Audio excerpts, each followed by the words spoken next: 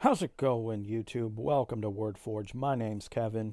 In today's episode, we're going to be talking about drama. We're also going to be going over this right here. So let's discuss and debate.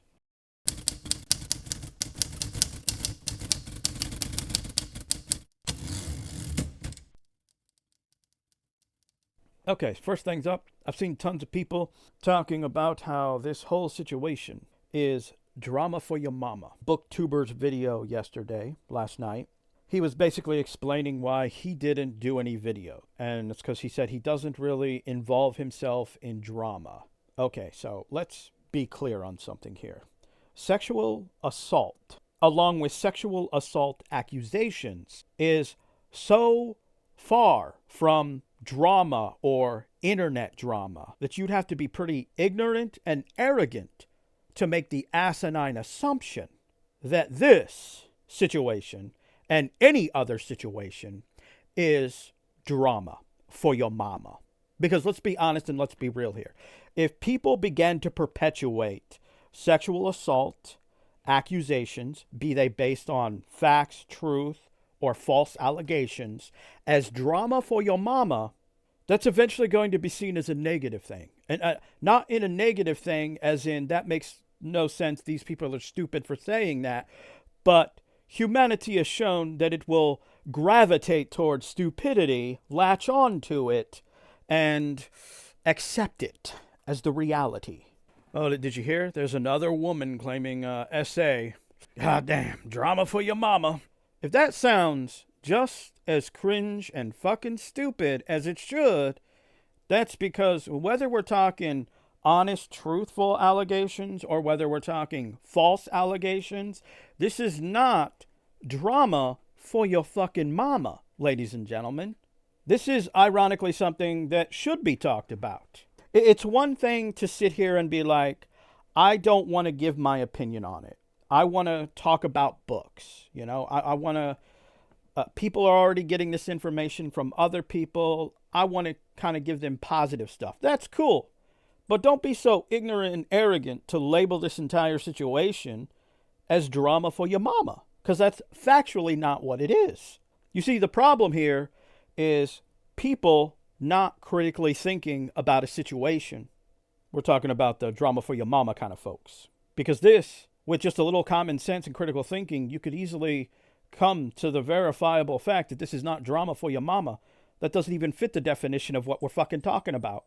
And yes, I was in the Navy, so cussing like a sailor is my thing. I try not to do it as often, but it is a bad habit. And sometimes the habit comes out. So just thought I'd give you that thing. I do my best not to do it, especially on this channel. But sometimes, like they say, when you get angry or irritated, you don't really fully think about what you're saying. It just kind of comes out. So ironically, which also proves that people should have waited on their response videos to Daniel Greene and fully thought and critically took in what Naomi was saying. But I digress. So now that is over, let's jump into this. Daniel Greene shared this. Naomi King's malicious intent. You described it. That's why everyone was calling him a rapist and making reaction videos crying for you. Okay, she did describe it in that way, but factually, stuff didn't make sense in her video. Like, when she would say things, I might have to do a deep dive on the cease and desist video, pointing out all the flaws from what she said to what she shared, because it's objectively in the video. It's just for some reason nobody noticed it except for a few minor people. Is that she would say something, slap a screenshot of a text message and be like, well, that right there doesn't bear any context to what you said. I know this just from reading that text message, that text message is clearly from something else that was responded to you from. And you're twisting the narrative by saying what you want us to hear and then slapping random text messages that you feel is proof of Daniel's guiltiness. And unfortunately, as we all saw and know, plenty of people fell for that. And that does explain why I would also say the reason why she got a lot of support is because people weren't using common sense and they weren't critically thinking. People were watching, they were even hearing what she had to say, but they were not listening and they did not read, critically think about what she was saying and what she was sharing at the same time.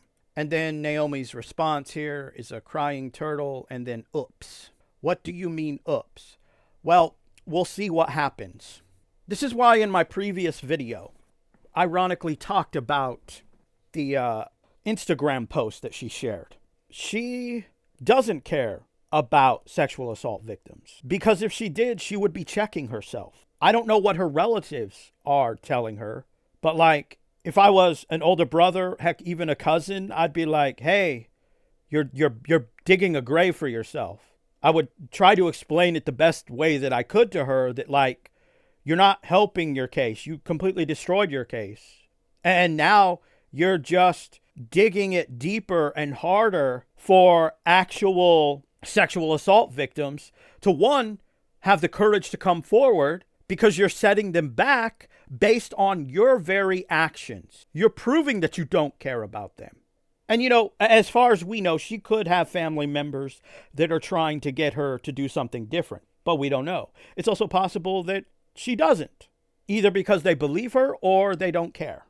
But it's like, ironically, nobody needed to see this to know that she doesn't care about sexual assault victims. And I'm not saying that in light of Daniel Greene because he shared it. I'm just saying that from my perspective, I didn't need to see this because I already knew from this that Naomi doesn't care.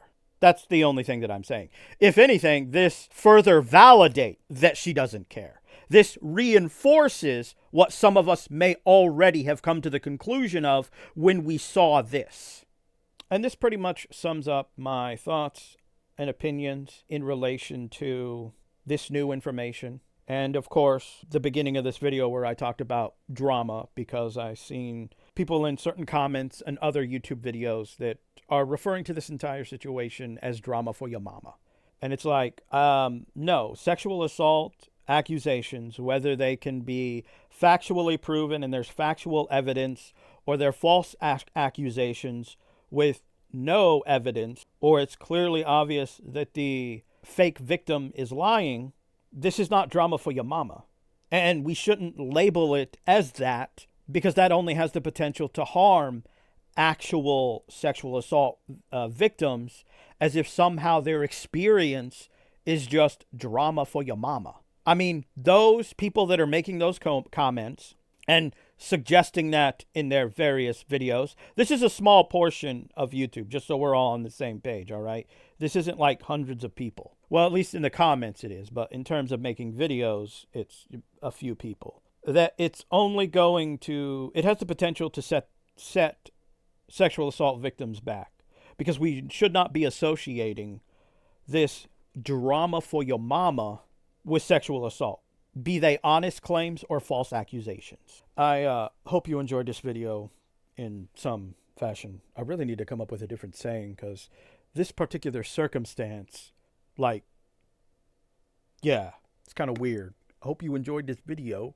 Given the subject matter, that doesn't really make sense. See, this is what I'm talking about, critical thinking, all right? Think about what you're going to say before you say it, which apparently a lot of booktubers did not do. And apparently people labeling this entire thing as drama also did not do. Anyway, I hope you'll keep reading, and I hope you'll keep writing, keep forging.